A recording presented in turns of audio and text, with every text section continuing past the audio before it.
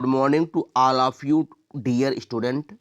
आप सभी का पॉलिटी विद संजय वर्मा में स्वागत है। तो आज की क्लास में हम जो है आपको बताएंगे कि उत्तर प्रदेश माध्यमिक शिक्षा सेवा चयन बोर्ड द्वारा जो आयोजित परीक्षाएं अब तक की गई हैं, उन परीक्षाओं में जो है इतिहास विषय से जो जो प्रश्न पूछे गए हैं, उन प्रश्नों की श्रृंखला को हम बताएंगे। और उसमें से देखा जाए तो सन 2001 में टीजीटी का जो एग्जाम हुआ था इतिहास विषय में, उन प्रश्नों की श्रृंखला को हम जो है एकदम व्याख्यात्मक तरीके से हल करते हुए लेकर के चलेंगे। यदि जो है आपको इस क्लास की पीडीएफ प्राप्त करनी है तो आप सभी जो है हमारे Telegram channel polity with Sanjay Verma से जुड़ सकते हैं और वहां पर जो है आप इस क्लास की पीडीएफ को निःशुल्क जो है प्राप्त कर सकते हैं। और यदि किसी भी प्रकार की कोई क्वेरी है, कोई डाउट है, तो आप जो है इस नंबर पर कांटेक्ट कर सकते हैं। चलिए जो है हम इस क्लास को एकदम जो है बेहतरीन तरीके से कंटिन्यू करते हैं। तो जैसा कि आप सभी यहाँ पर पहले प्रश्न को देख पा रहे हैं, तो पहले प्रश्न में जो है आपसे क्या पूछा जा रहा है कि सिंधु सभ्यता के लोग किस देवता की पूजा करते थे, आपको बताना है। और विकल्प क्या क्या दिया है?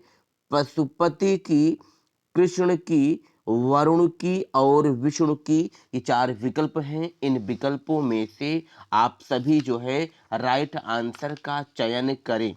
चलिए सबसे पहले जो है हम इस प्रश्न की एकदम व्याख्यात्मक तरीके से हल बताते हैं। तो सबसे पहले आप सभी को समझना है कि जो सिंधु सभ्यता थी, तो इस सिंधु सभ्यता के अन्य नाम क्या क्या थे? तो जो सिंधु सभ्यता है, इसी सिंधु सभ्यता को ही हड़प्पा सभ्यता कहा जाता था।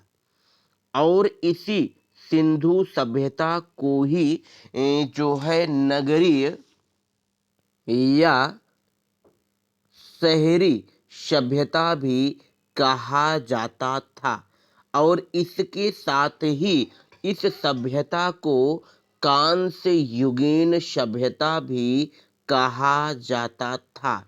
और इसके बाद यदि हम बात करते हैं तो इस सभ्यता को ही सिंधु, आप सभी नोट करते चलेंगे, सिंधु सरस्वती सभ्यता भी कहा जाता था। और हम बात करते हैं कि जो सिंधु सभ्यता थी या जो हड़प्पा सभ्यता थी, तो हड़प्पा सभ्यता में जो है प्रमुख जो देवता होते थे, अर्थात जो है जिसकी जो है पूजा की जाती थी, तो उनका जो नाम आता है, जो देवता थे उनका जो नाम था, तो वो थे पशुपति नाथ थे। आप सभी नोट करेंगे, पशुपति नाथ थे। और पशुपति नाथ की जो पूजा की जाती थी, वह जो है कुबड़ वाले बैल, बैल कहें या जो है कुबड़ वाले सांड के रूप में पूजा की जाती थी। इस तरीके से यदि हम बात करते हैं कि सैंधवकालीन जो समाज था, ये सैंधवकालीन जो समाज था ये कैसे था? तो सैंधवकालीन जो समाज था दोस्तों, वह जो था मातृसत्तात्मक समाज था। और मातृसत्तात्मक जो है समाज के साथ ही साथ देखा जाए तो यह जो था संयुक्त परिवार वाला समाज था। हड़प्पा सभ्यता, अर्थात कहने का तात्पर्य ये है कि ये सभी जो है आपस में मिल करके रहते थे। और इस तरीके से आप सभी ने देखा कि प्रश्न संख्या जो 1 है, इस प्रश्न संख्या 1 का जो राइट आंसर होगा आपका, तो क्या हो जाएगा? ए जो है आप सभी का राइट आंसर हो जाएगा। पशुपति नाथ जो हैं, ये सिंधु सभ्यता के लोगों के लिए देवता की पूजा की जाती है। की जाती थी। और एक उम्मीद और आशा करते हैं कि पहले प्रश्न में जो है आप सभी को किसी प्रकार की कोई दिक्कत नहीं हुई होगी। चलिए, अब प्रश्न संख्या 2, जैसा कि आप सब देख पा रहे हैं, आपसे पूछा जा रहा है कि मास्टर दा के नाम से विख्यात स्वतंत्रता सेनानी का मूल नाम क्या था, आपको बताना है। और यहाँ पर जो है 4 विकल्प दिए हैं। पहला विकल्प है जतिन मोहन सेन, और दूसरा विकल्प है सूर्य सेन, और तीसरा है रास बिहारी बोस, और चौथा विकल्प दिया है दीनबंधु। तो आप सभी जो है राइट आंसर का चयन करें। यदि हम मास्टर दा के विषय में बात करें तो दोस्तों, जो मास्टर दा थे, ये जो है बंगाल के नए क्रांतिकारी संगठनों में सूर्य सेन द्वारा जो है स्थापित एक विशिष्ट स्थान था। इंडियन रिपब्लिकन, आप लिखेंगे इंडियन रिपब्लिक आर्मी, ये जो है सूरसेन ने ही इसका गठन किया था।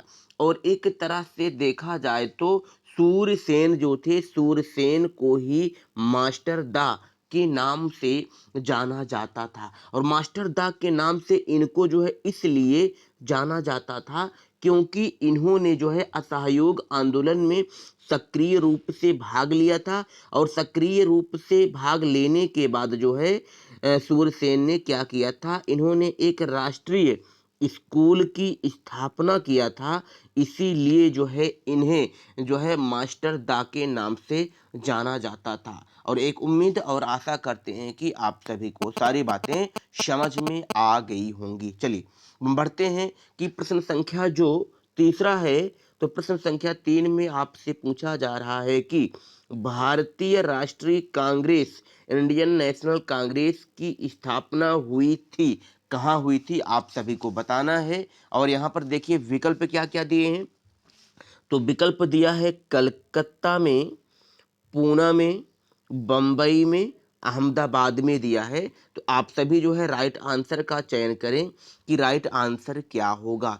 देखिए दोस्तों, यदि हम बात करते हैं कि इंडियन नेशनल जो कांग्रेस थी, तो इंडियन नेशनल कांग्रेस की जो स्थापना हुई थी वह 27 से 28 के बीच में जो है दिसंबर में 1885 में इसकी स्थापना की गई थी। और जो भारतीय राष्ट्रीय कांग्रेस है, तो भारतीय राष्ट्रीय कांग्रेस के जो संस्थापक थे उनका नाम है एलन ऑक्टोवियन ह्यूम, जो है आईएनसी के संस्थापक थे। और इसके बाद देखा जाए कि इसकी जो स्थापना है वह जो है कहाँ, अर्थात किस स्थान पर जो है इंडियन नेशनल कांग्रेस की स्थापना हुई थी। तो इसकी जो स्थापना है वह जो है मुंबई, या हम कहें बम्बई में जो है बम्बई के जो है ग्वालिया टैंक, बम्बई के ग्वालिया टैंक के पास जो है एक गोकुल दास तेजपाल जो है संस्कृत महाविद्यालय था, उसी में जो है इसकी अधिवेशन हुई थी। और इसकी जो है प्रथम जो अध्यक्ष थे, इंडियन नेशनल कांग्रेस के प्रथम अध्यक्ष कौन थे, तो उनका नाम है व्योमेश चंद्र बनर्जी। ये जो है प्रथम जो है भारतीय राष्ट्रीय कांग्रेस के अध्यक्ष थे। इस तरीके से आप सभी ने देखा कि प्रश्न संख्या जो 3 है, इसका जो राइट आंसर है वह क्या हो जाएगा, बम्बई जो है आप सभी का राइट आंसर हो जाएगा।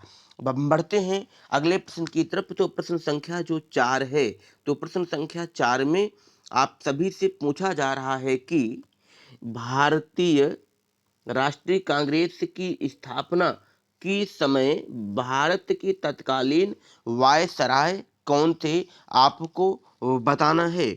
और विकल्प में दिया है लॉर्ड डफरिन, लॉर्ड डफरिन और लॉर्ड रिपन, लॉर्ड लिटन और लॉर्ड रीडिंग दिया है। तो आप सभी को राइट आंसर का चयन करना है।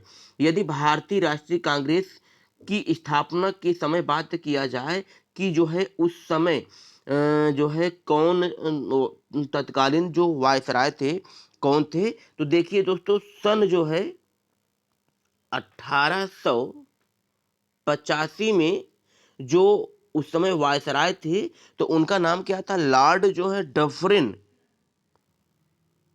लॉर्ड डफरिन जो हैं उस समय वायसराय थे। और ऐसा माना जाता है कि ये जो इंडियन नेशनल कांग्रेस है, इंडियन नेशनल कांग्रेस की स्थापना या जो विचार है, ये क्या था? लॉर्ड डफरिन के दिमाग की ही जो है ये उपज थी, एक प्रकार से हम कह सकते हैं। और इस तरीके से देखा जाए, इस प्रश्न का जो आप सभी का राइट आंसर होगा वह क्या हो जाएगा? टू। जो विकल्प है यही जो है आपका राइट आंसर हो जाएगा।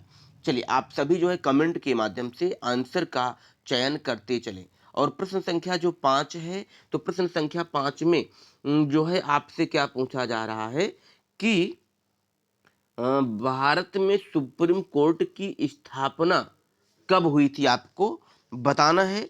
और यहाँ पर विकल्प दिए हैं 1772 ईस्वी, 1773 ईस्वी, 1774 ईस्वी, 1775 ईस्वी। तो आप सभी जो है कमेंट के माध्यम से राइट आंसर बताने का प्रयास करें।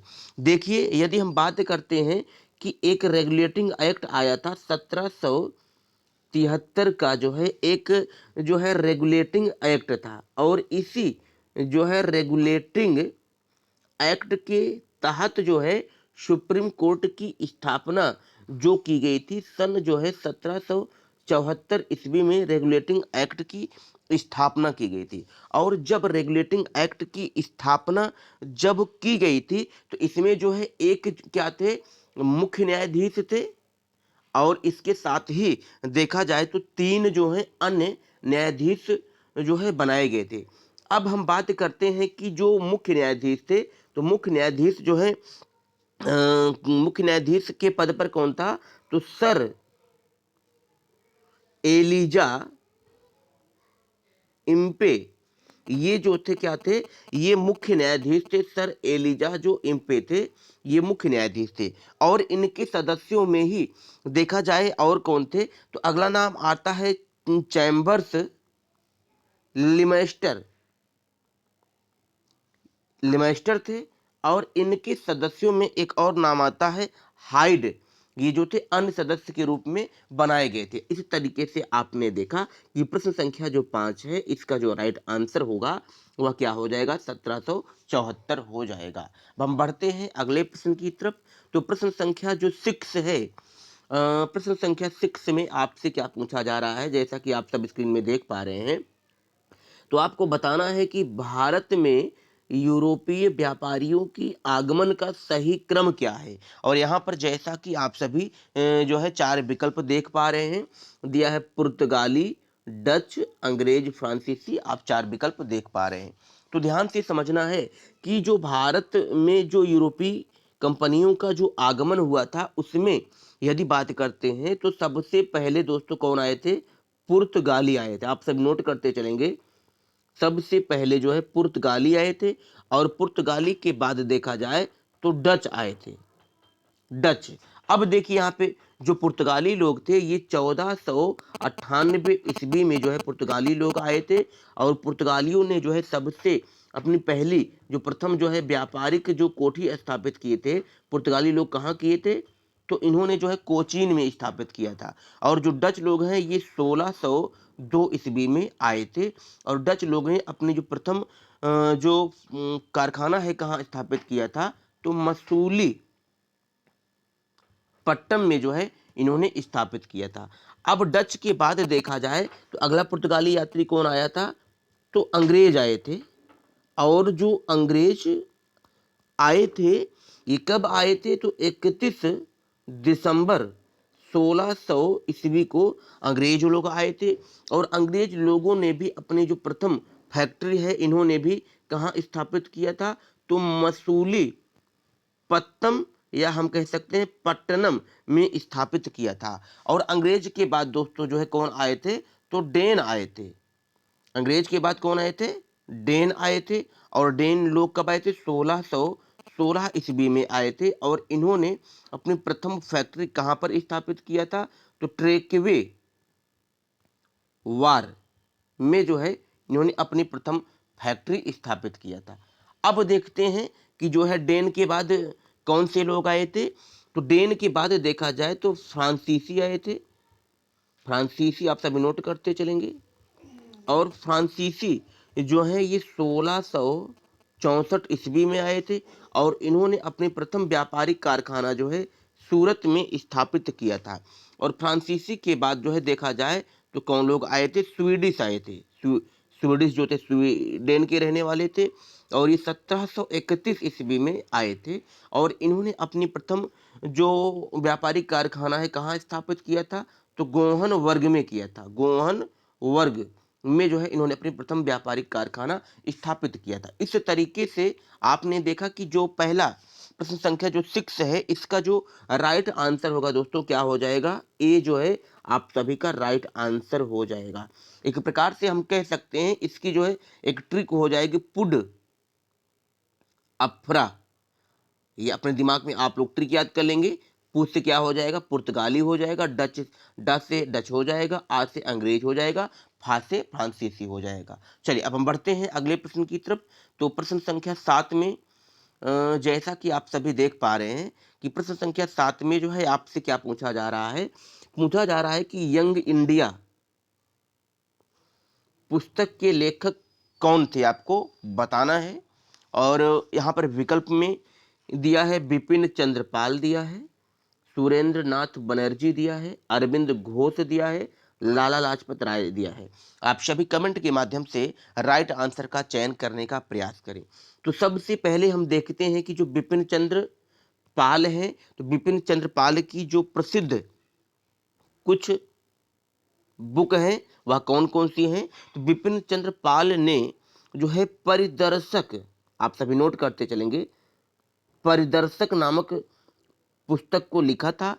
और इसके बाद जो है बिपिन चंद्र पाल ने जो है द न्यू इंडिया पुस्तक को लिखा था। और इसके बाद देखा जाए तो इन्होंने जो है the independent India, independent India पुस्तक को लिखा था। और इसके साथ ही देखा जाए तो बिपिन चंद्र पाल ने जो है वंदे मातरम पुस्तक को लिखा था। और इसके बाद देखा जाए तो इन्होंने ही स्वराज्य पुस्तक को लिखा था। और हम बात करते हैं कि जो सुरेंद्र नाथ बनर्जी हैं, तो सुरेंद्र नाथ बनर्जी ने जो है इनकी जो एक प्रसिद्ध जो है आत्मकथा थी सुरेंद्र नाथ बनर्जी की, और उसका नाम है a nation in making. Surendra Nath Banerjee की प्रसिद्ध क्या है, आत्मकथा है। और इसके बाद अरविंद घोष जो हैं, अरविंद घोष ने जो है कौन कौन सी पुस्तक इनकी प्रसिद्ध जो है, तो इन्होंने द लाइफ डिवाइन लिखा था। और इसके बाद देखा जाए तो सावित्री इनकी प्रसिद्ध पुस्तकों में जानी जाती है। और इसके बाद देखा जाए तो द फ्यूचर पोएट्री। इस तरीके से यदि हम यंग इंडिया की बात करते हैं तो यंग इंडिया के परिप्रेक्ष्य में जो है आप सभी का जो राइट आंसर हो जाएगा वह हो जाएगा लाला लाजपत राय। जो है लाला लाजपत राय की जो प्रसिद्ध पुस्तक है वह जो है क्या है, यंग इंडिया है। और हम बढ़ते हैं अगले प्रश्न की तरफ। चलिए आप सभी को बताना है कि प्रश्न संख्या जो 8 है इसमें आपसे पूछा जा रहा है कि गदर पार्टी के संस्थापक कौन थे, आपको बताना है। और यहाँ पर विकल्प में दिया है वासुदेव बलवत फड़के, विनय दामोदर सावरकर, लाला हरदयाल, भगत सिंह दिया है। आप सभी कमेंट के माध्यम से बताएं कि राइट आंसर क्या होगा। देखिए जो गदर पार्टी है तो गदर पार्टी के जो संस्थापक थे तो हो जाएगा लाला हरदयाल, जो है इसके संस्थापक के रूप में जाने जाते हैं। लेकिन लाला हरदयाल के साथ ही देखा जाए तो सोहन सिंह भाकना भी एक प्रकार से सहयोगी थे और इसका जो गठन है नवंबर 1913 में जो है गदर पार्टी की स्थापना की गई थी। और गदर पार्टी की स्थापना का एक प्रमुख उद्देश्य क्या था कि भारत से ब्रिटिश जो शासन है, ब्रिटिश शासन को उखाड़ फेंकना जो है इसका एक प्रकार से प्रमुख उद्देश्य था। और प्रश्न संख्या जो अगला है, जैसा कि आप सब देख पा रहे हैं, इसमें आपसे पूछा जा रहा है कि मुस्लिम लीग की स्थापना कब हुई। और विकल्प दिया है 1906 ईस्वी में, 1916 ईस्वी में, 1926 ईस्वी में, 1936 ईस्वी में। आप सभी को राइट आंसर का चयन करना है। चलिए आप लोग फटाफट जो है राइट आंसर देने का प्रयास करें। चलिए देखिए दोस्तों, सन जो है 1906 में लॉर्ड कर्जन की प्रेरणा से देखा जाए तो ढाका के एक नवाब थे सलीमुल्ला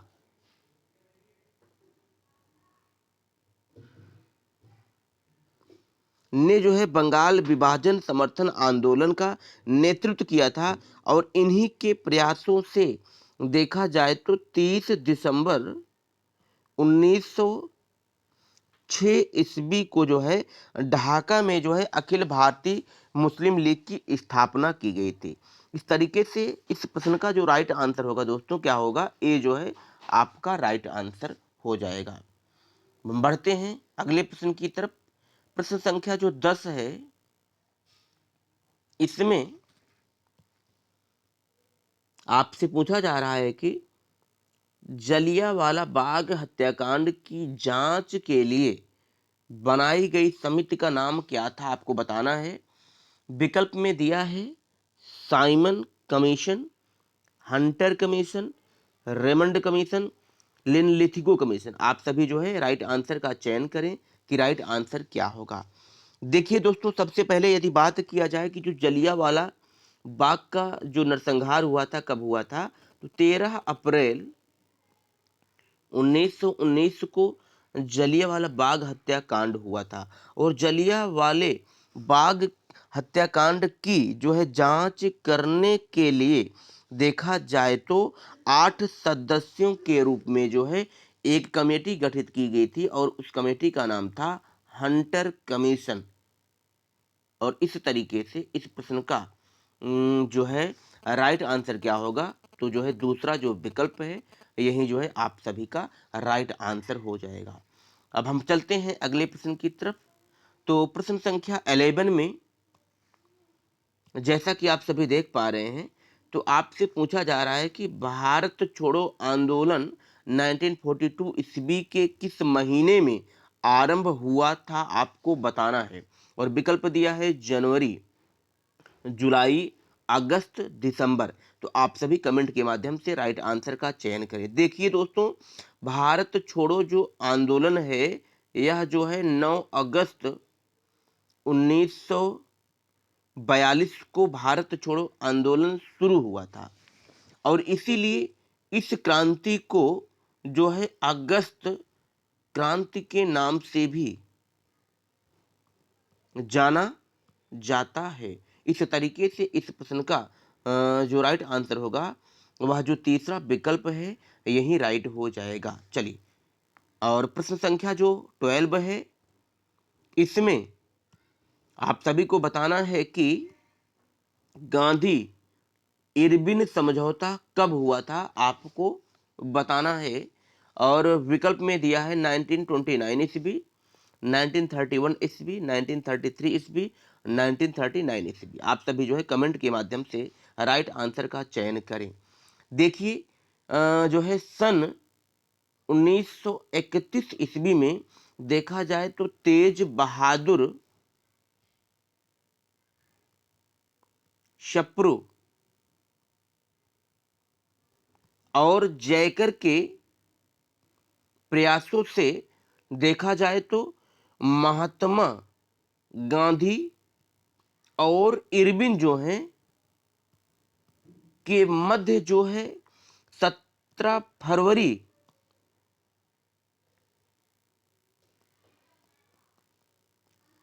1931 में जो है एक 17 फरवरी से स्टार्ट हुआ था, लेकिन इसका जो एग्जैक्चुअल जो फैक्चुअल डेट है तो थोड़ा सा आप नोट करेंगे, 5 मार्च 1931 को जो है गांधी इरविन के बीच समझौता हुआ था। और इस प्रकार से देखा जाए, इस पैक्ट को ही, इस समझौते को ही जो है दिल्ली पैक्ट के नाम से भी जाना जाता है। और इसी के फलस्वरूप देखा जाए तो बाद में क्या हुआ था, जो सेकंड गोल मेज जो सम्मेलन हुआ था, ये जो है हुआ था।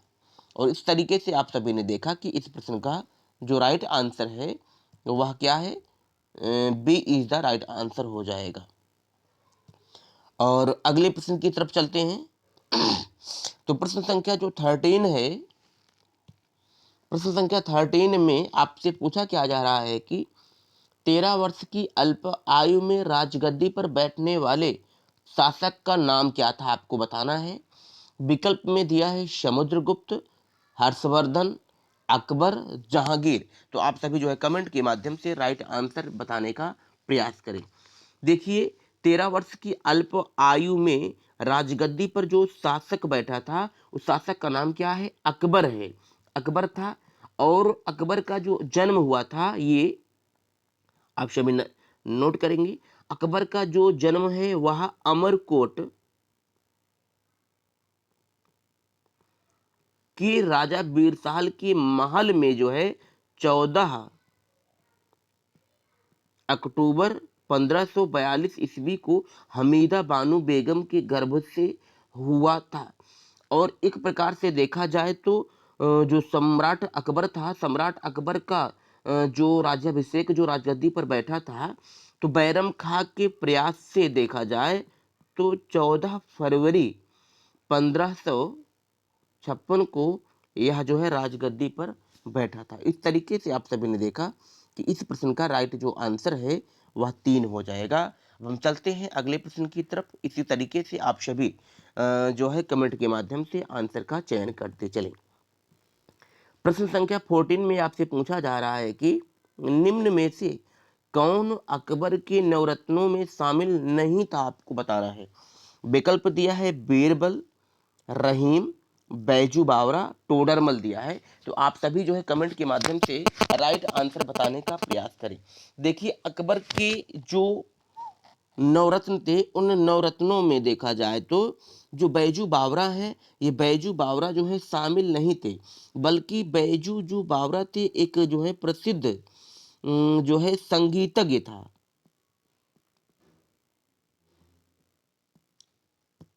अब हम चलते हैं अगले प्रश्न की तरफ। तो प्रश्न संख्या 15 में आपसे पूछा जा रहा है कि सर थॉमस रो ने किस मुगल सम्राट से भारत में व्यापार करने की अनुमति प्राप्त की थी। विकल्प दिया है अकबर से, जहांगीर से, शाहजहां से, औरंगजेब से। आप सभी जो है राइट आंसर का चयन करें। देखिए, जो सर थॉमस रो है, तो सर थॉमस रो ने जो है जहांगीर से भारत में व्यापार करने की अनुमति प्राप्त किया था। बहुत ही बढ़िया प्रश्न है। आपको बताना है कि शिवाजी की राजधानी का नाम क्या है। विकल्प में दिया है राजपुर, राजगंज, रायगढ़, रायसमंद। आप सभी कमेंट के माध्यम से राइट आंसर बताएं। तो जो शिवाजी थे, तो शिवाजी का जो राज्याभिषेक हुआ था, जो इनका राज्याभिषेक हुआ था 1674 में इनका राज्याभिषेक संपन्न हुआ था। और एक काशी के प्रसिद्ध विद्वान थे विश्वेश्वर भट्ट को जो है बुलाया गया था। और इनकी जो राजधानी थी शिवाजी की, तो रायगढ़ थी। इस प्रकार से आपका जो राइट आंसर है वह तीसरा विकल्प जो है आपका राइट आंसर हो जाएगा। बहुत ही बढ़िया प्रश्न। प्रश्न संख्या 17 में आपसे पूछा जा रहा है कि शिवाजी के मंत्रिमंडल अष्टप्रधान की विशेषता थी। क्या विशेषता थी, आपको बताना है। और यहाँ पर विकल्प दिए हैं कि इसके सभी मंत्री ब्राह्मण होते थे, इसके 7 मंत्री ब्राह्मण होते थे, इसका सिर्फ 1 मंत्री ब्राह्मण होता था, इसमें जातिगत कोई बाध्यता नहीं थी। आप सभी राइट आंसर का चयन करें। देखिए, प्रशासन में शिवाजी की सहायता और जो है परामर्श के लिए अष्ट प्रधानों की जो है नियुक्ति की गई थी। और अष्ट प्रधान में देखा जाए तो प्रत्येक जो मंत्री होता था ये अपने विभागों की कार्यभार को देखता था। और इस प्रकार से देखा जाए कि उनके जो मंत्रिमंडल थे, उन मंत्रिमंडल की जो एक प्रमुख विशेषता थी कि सेनापति जो होता था, सेनापति जो होता था, तो सेनापति के अतिरिक्त यदि देखा जाए तो जो सभी मंत्री अर्थात जो 7 जो मंत्री होते थे ये ब्राह्मण होते थे। आप सभी नोट करेंगे, ये क्या होते थे? ये ब्राह्मण होते थे। और जो न्यायाधीश तथा पंडित जो राव होता था, जो न्यायाधीश जो जस्टिस होता था और जो पंडित राव होता था, इनको छोड़कर शेष सभी को अवसर पड़ने पर सेनाओं में पार्टिसिपेट करना होता था। इस तरीके से इस प्रश्न का जो राइट आंसर होगा दोस्तों क्या हो जाएगा? इसके 7 मंत्री क्या थे? ब्राह्मण होते थे, अर्थात जो है दूसरा विकल्प जो है आप सभी का राइट हो जाएगा। हम बढ़ते हैं अगले प्रश्न की तरफ। तो प्रश्न संख्या जो 18 है, इसमें आपको बताना है कि वंदे मातरम गीत के रचयिता का नाम क्या है? विकल्प में दिया है रविंद्रनाथ टैगोर, बंकिम चंद्र चटर्जी, सरोजनी नायडू, इनमें से कोई नहीं। फटाफट जो है आप लोग कमेंट के माध्यम से राइट आंसर का चयन करें। देखिए, वंदे मातरम जो गीत है इसके जो रचनाकार थे, तो रचनाकार का नाम है बंकिम चंद्र चटर्जी थे। और एक प्रकार से देखा जाए तो बंकिम चंद्र जो चटर्जी हैं ये क्या थे? ये तो बंगाली, एक प्रकार से देखा जाए तो ये बंगाली कवि थे। और इन्होंने ही एक प्रसिद्ध ग्रंथ लिखा था आनंद मठ।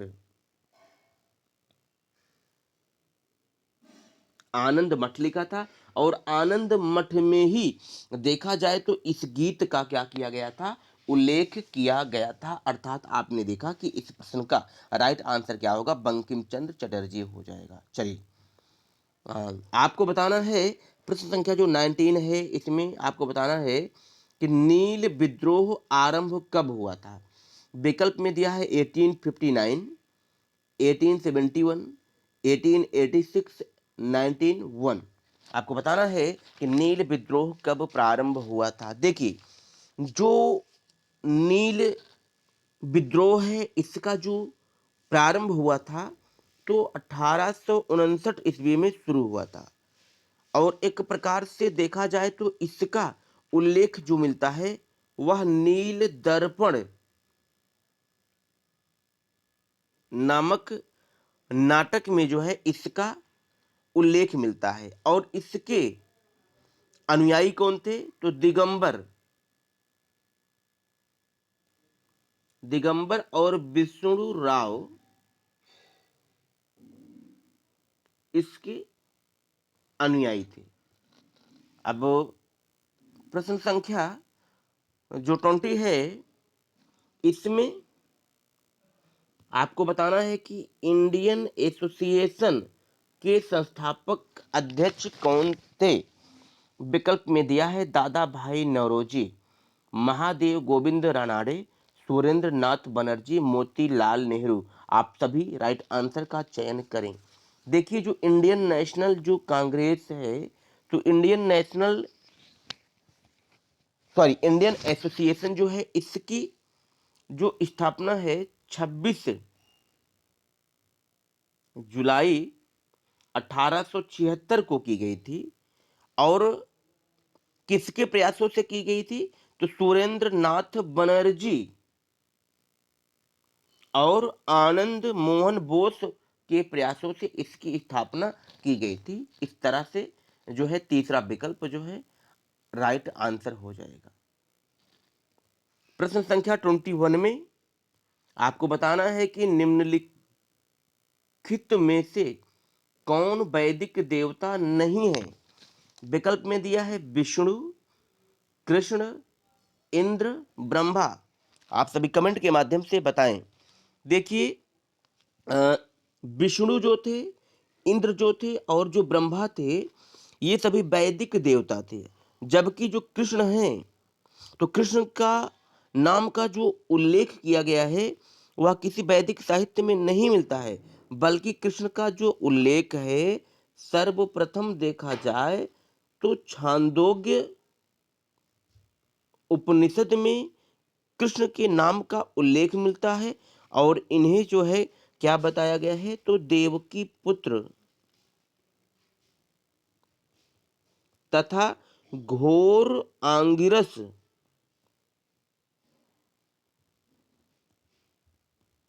ऋषि के शिष्य के रूप में इनका उल्लेख किया गया था। बहुत ही बढ़िया। प्रश्न संख्या जो 22 है, 22 में आपको बताना है कि उपनिषदों की विषय वस्तु है। विकल्प है दर्शन, कर्मकांड, भक्ति, उपर्युक्त सभी। आप लोग सही जवाब बताएं। देखिए, उपनिषद जो है, उपनिषद का तात्पर्य क्या होता है, तो गुरु के समीप बैठकर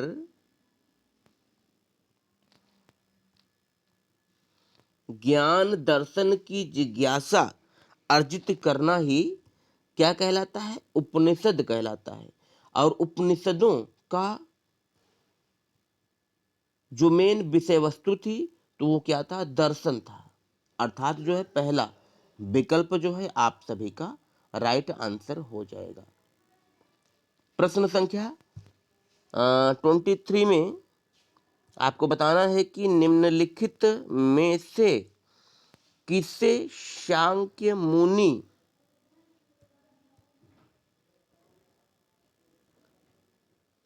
के नाम से भी जाना जाता है।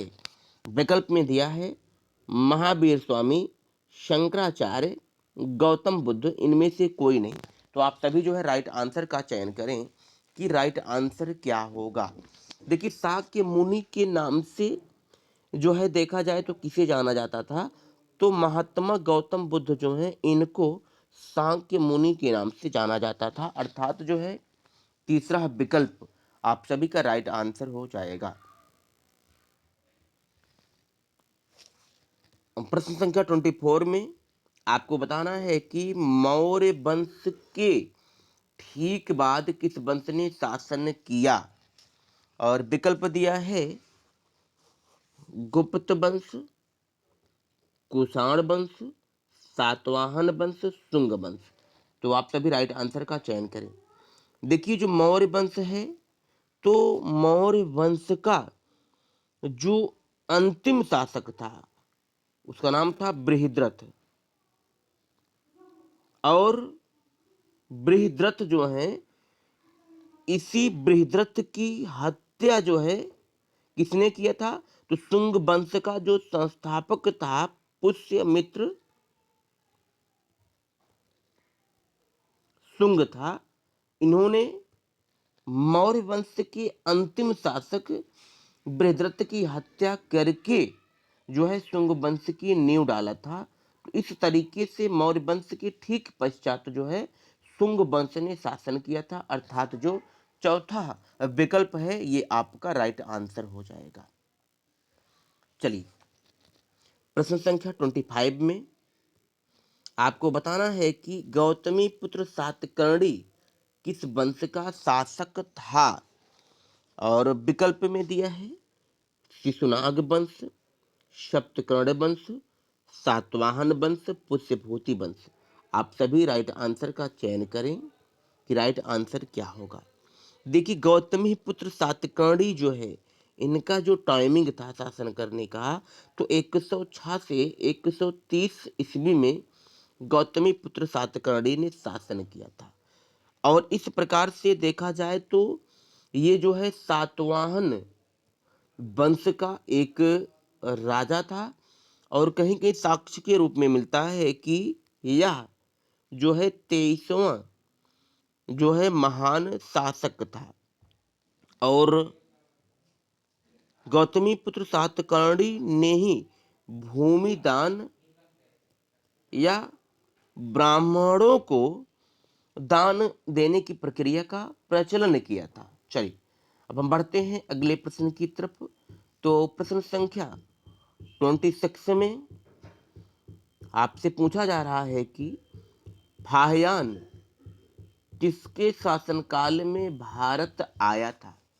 विकल्प दिया है चंद्रगुप्त मौर्य, चंद्रगुप्त प्रथम, चंद्रगुप्त द्वितीय, समुद्रगुप्त। आप सभी राइट आंसर का चयन करें। देखिए दोस्तों, जो फाहियान है तो फाहियान जो है ये चंद्रगुप्त द्वितीय विक्रमादित्य के शासन काल में भारत आया था। अर्थात जो है आपका राइट आंसर जो है तीसरा विकल्प हो जाएगा। हाँ, बहुत बढ़िया। प्रश्न संख्या 27 में आपको बताना है कि चोल शासकों का प्रतीक चिन्ह क्या था। विकल्प में दिया है गाय, हिरण, हाथी, बाघ। देखिए जो चोल शासक हैं तो चोल शासकों का जो प्रतीक चिन्ह था तो वो था बाघ। और एक प्रकार से देखा जाए कि संगम जो युग था, इस संगम युग में जो है एक प्रमुख राजवंश क्या था, चोल था। और जो चोल जो वंश था यह जो है तमिलनाडु में पेन्नार तथा बेल्लारू नदियों के बीच स्थित था। प्रश्न संख्या 28 में आपसे पूछा जा रहा है कि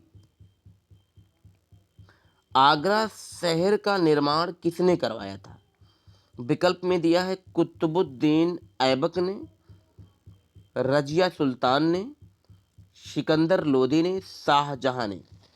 आप लोग कमेंट के माध्यम से राइट आंसर का चयन करें। देखिए दोस्तों, 1504 ईस्वी में सिकंदर लोदी ने राजस्थान के शासकों पर अपने अधिकार को सुरक्षित रखने तथा व्यापारिक मार्गों पर नियंत्रण करने के लिए आगरा जो शहर है इसकी स्थापना सिकंदर लोदी ने किया था। और सिकंदर लोदी ने ही 1506 ईस्वी में आगरा को अपनी राजधानी बनाया था। चलिए प्रश्न संख्या 29 में आपको बताना है कि मौर्य शासन प्रबंध की अंतर्गत राजस्व व्यवस्था की देखरेख करने वाले अधिकारी का नाम क्या था। विकल्प में दिया है समाहर्ता, अर्थाध्यक्ष, सन्निधाता, इनमें से कोई नहीं। तो आप सभी कमेंट के माध्यम से राइट आंसर का चयन करें। देखिए राजस्व की जो व्यवस्था थी इसका देखरेख का जो अधिकारी होता था उसे समाहर्ता कहा जाता था। और समाहर्ता ही वर्तमान में देखा जाए तो ये वित्त मंत्री की भांति जो है विभिन्न पदाधिकारियों के सहयोग से राजस्व विभाग का संचालन करता था। प्रश्न संख्या 30 में पूछा जा रहा है कि अजंता के प्राचीनतम चित्र का काल है।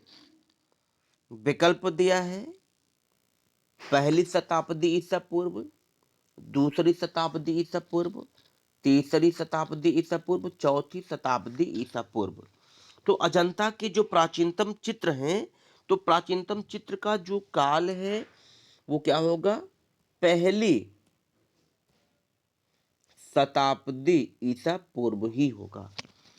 और अजंता की गुफा में जो है सबसे पहले 29 गुफाओं के चित्र बने थे। प्रश्न संख्या 31 में आपको बताना है, हिंदू, जैन एवं बौद्ध तीनों ही धर्मों का प्रतिनिधित्व करने वाली गुफा कौन सी है। विकल्प दिया है नासिक, पितलखेरा, अजंता, एलोरा। देखिए, हिंदू, जैन और बौद्ध तीनों धर्मों का जो प्रतिनिधित्व करने वाली जो गुफा थी तो वो थी एलोरा। और एलोरा जो है वर्तमान में कहाँ पर है पूछा जाए तो महाराष्ट्र जो है, महाराष्ट्र की औरंगाबाद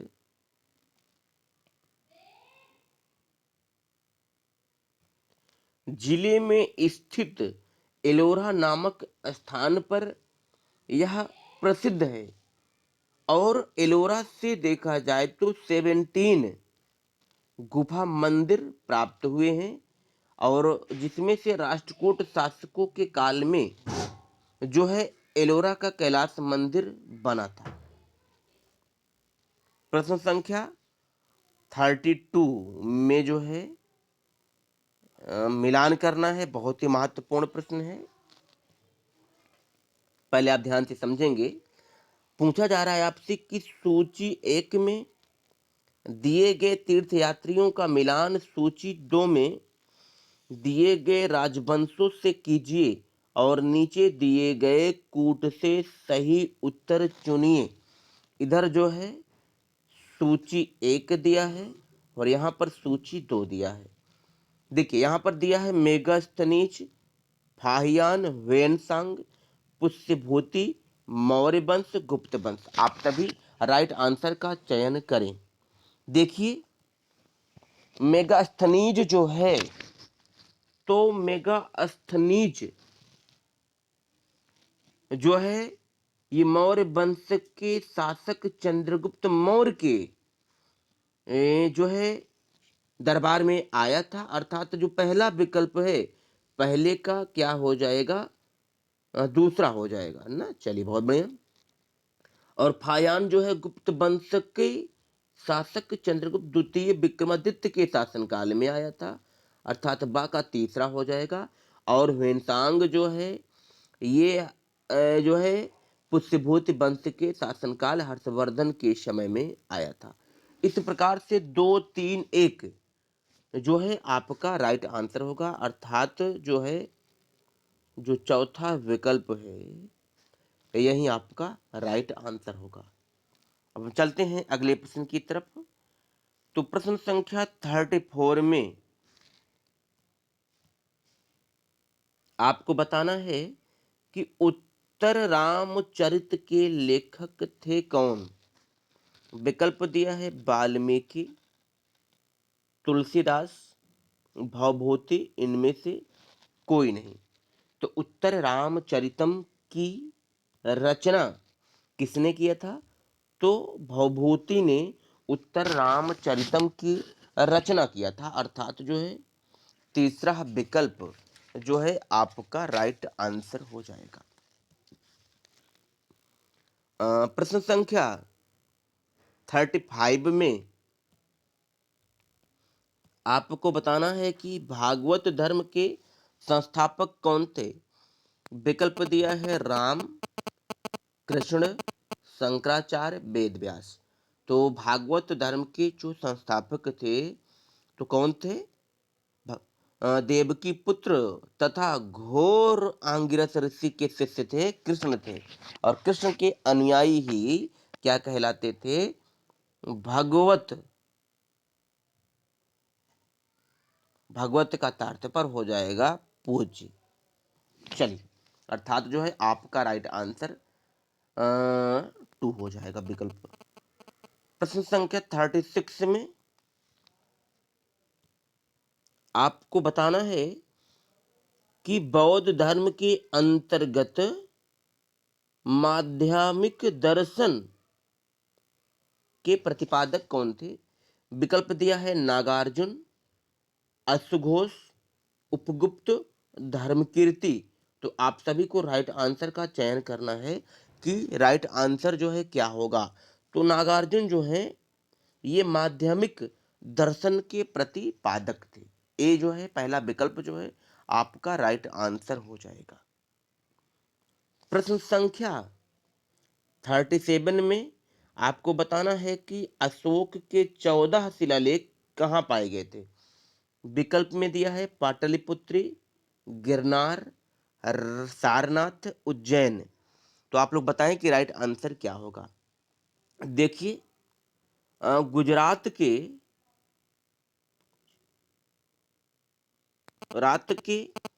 काठियावाड़ में जूनागढ़ के समीप गिरनार की पहाड़ी है और इसी गिरनार की पहाड़ी में अशोक के 14 शिलालेख पाए गए थे। दूसरा विकल्प जो है आपका राइट आंसर हो जाएगा। प्रश्न संख्या 38 में आपको बताना है कि निम्न में से कौन सा सम्राट एक कुशल संगीतज्ञ था। विकल्प दिया है चंद्रगुप्त प्रथम, चंद्रगुप्त द्वितीय विक्रमादित्य, समुद्रगुप्त, अशोक। आप सभी राइट आंसर का चयन करें। देखिए दोस्तों जो समुद्रगुप्त था, समुद्रगुप्त जो है गुप्त वंश का जो शासक था, ये एक प्रकार से प्रसिद्ध संगीतज्ञ था। तीसरा विकल्प आपका राइट आंसर हो जाएगा।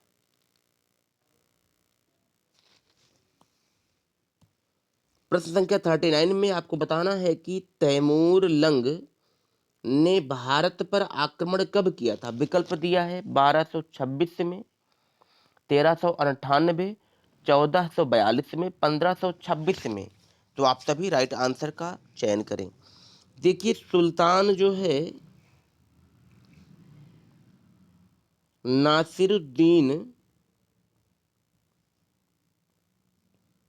महमूद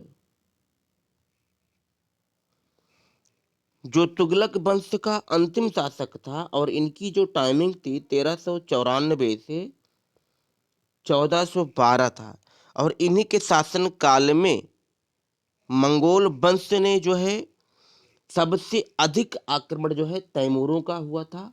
अर्थात जो है आप सभी का जो राइट आंसर होगा हो जाएगा 1398 ईस्वी। दूसरा विकल्प जो है राइट हो जाएगा। चलिए आपको बताना है प्रश्न संख्या 40 में कि निम्नलिखित राजवंशों को सही कालक्रम में सजाइए। विकल्प दिया है सातवाहन वंश, मौर्य वंश, कुषाण वंश, गुप्त वंश। इनका जो है सही टाइमिंग सही कालानुक्रम से आपको सजाना है। देखिए सबसे पहले जो है मौर्य वंश आता है और मौर्य वंश के बाद देखा जाए तो कुषाण वंश आता है और कुषाण वंश के पश्चात देखा जाए तो सातवाहन वंश आता है और उसके पश्चात गुप्त वंश आता है। अर्थात आपका राइट आंसर क्या होगा साथियों। बा हाँ पहला पहला विकल्प जो है आपका राइट आंसर हो जाएगा। अब चलते हैं अगले प्रश्न की तरफ। तो आपको बताना है कि निम्न में से कौन सा प्रांत बहमनी राज्य शामिल नहीं था। कौन से प्रांत में। विकल्प है दोआब, बीजापुर, अहमदनगर, बरार। आप लोग कमेंट करके बताएं राइट आंसर क्या होगा। तो बिल्कुल जो है पहला विकल्प जो दोआब दिया है यही जो है बहमनी राज्य में शामिल नहीं था। दोआब जो है एक महत्वपूर्ण उपजाऊ वो क्षेत्र था जिस पर बहमनी और विजयनगर साम्राज्य के बीच निरंतर युद्ध होता था और अंत में देखा जाए तो जो दोआब था तो ये जो है विजयनगर के नियंत्रण में स्थापित हो गया।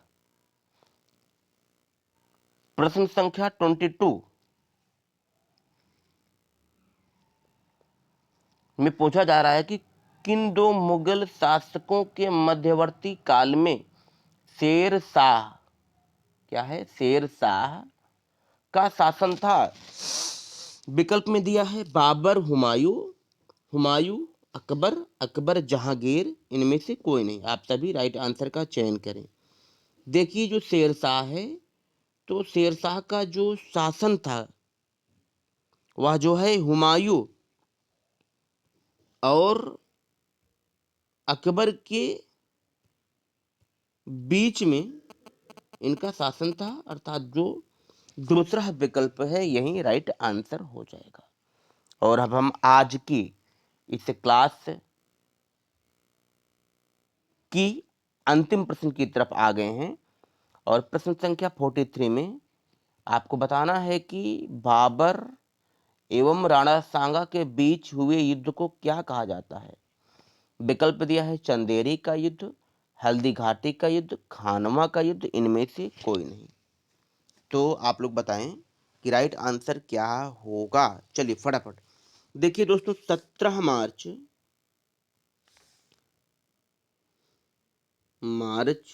1527 को बाबर और राणा सांगा के बीच जो युद्ध हुआ था उस युद्ध को खानवा का युद्ध कहा जाता है, अर्थात आपका जो राइट आंसर होगा तीसरा जो विकल्प है यही राइट आंसर हो जाएगा। और एक उम्मीद और आशा करते हैं कि टीजीटी हिस्ट्री का जो सन 2001 में पेपर हुआ था, यहाँ पर सभी प्रश्नों की श्रृंखला मैंने जो कराया आपको अच्छी सी समझ में आई होंगी। और यदि ये क्लास आपको यूजफुल लगती है तो आप एक दूसरे के पास शेयर कर सकते हैं, चैनल को सब्सक्राइब कर सकते हैं। और आज के लिए इतना ही। Thank you so much, all the best.